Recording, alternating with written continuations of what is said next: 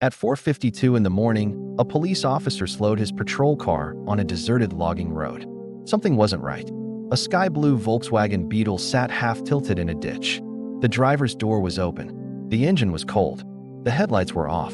And the woman who had been driving it was gone. There was no blood, no signs of a struggle, no footprints that led anywhere, just an unnerving silence. And one missing notebook. Her name was Elara Vance. She was 22 years old. She lived in Willow Creek, a quiet town in the Pacific Northwest where people trusted each other and nobody ever vanished. Elara worked evenings at a small coffee shop called The Daily Grind. She was saving money to open her own bookstore one day. Tuesday nights, she closed late, and she always came home. Until October 17, 1978. That night, Elara clocked out just after 10 p.m. She smiled, said goodnight, and drove away. She never arrived. When police examined the car, nothing explained itself. Her purse sat untouched on the passenger seat, with money still inside. The keys were still in the ignition. There was no broken glass, no torn clothing. Nothing suggested panic. Nothing suggested force. Only one personal item was missing, Elara's poetry notebook, the one she never went anywhere without. This raised a question investigators couldn't answer. Did someone take it? Or did Elara leave the car willingly? By sunrise, Willow Creek knew. And by nightfall, a chilling fear had replaced routine. Doors were locked. Lights stayed on. Because if Elara Vance could disappear on a 15-minute drive home, then anyone could. Police questioned everyone. Friends, co-workers, neighbors, anyone who had crossed paths with her. Suspicion spread much faster than evidence. One name surfaced almost immediately: Kevin Riley. Kevin worked at the local gas station. He liked Elara. Everyone knew that. But weeks earlier, she had gently turned him down. When police brought him in, Kevin talked too much, explained too much. He was nervous, uncomfortable. For a moment, investigators thought they had found their explanation. Then it all collapsed. A neighbor confirmed Kevin had been home all night. His television was loud, with laughter echoing through the thin walls. Kevin Riley was cleared. But in a small town like Willow Creek, being cleared doesn't mean being forgotten. The whispers continued long after the official questions stopped.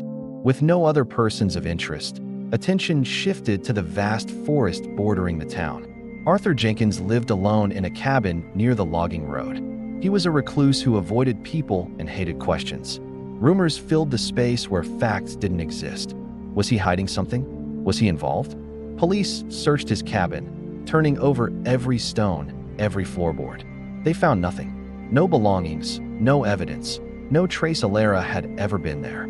Just a profound, unsettling isolation. It was another dead end. Today, investigators would retrace her steps digitally, analyzing cell phone pings, CCTV footage, and social media activity. But in 1978, there was nothing to retrace.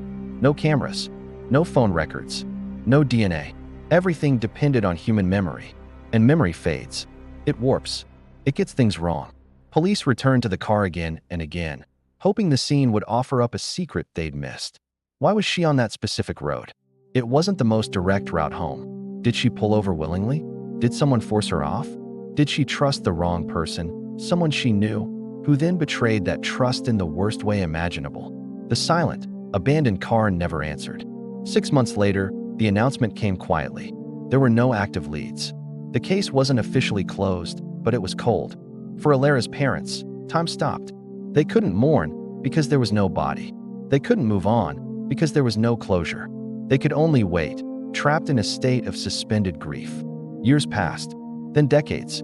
Elara Vance became a name spoken carefully in Willow Creek, as if saying it too loudly might summon something unfinished, a ghost that still wandered the logging roads.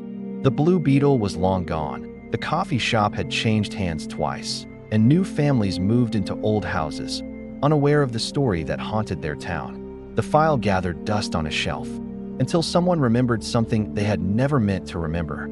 It wasn't a face. It wasn't a name. It was a sound so small, so insignificant, that it was dismissed at the time. A whisper on the wind. That whisper, buried for decades in the back of someone's mind, would eventually find its way to a new generation of investigators. It would reopen the case, challenge everything they thought they knew, and finally explain what happened on that dark, lonely logging road. What was that sound? And who finally remembered it? That's where this story truly begins. Thank you for watching.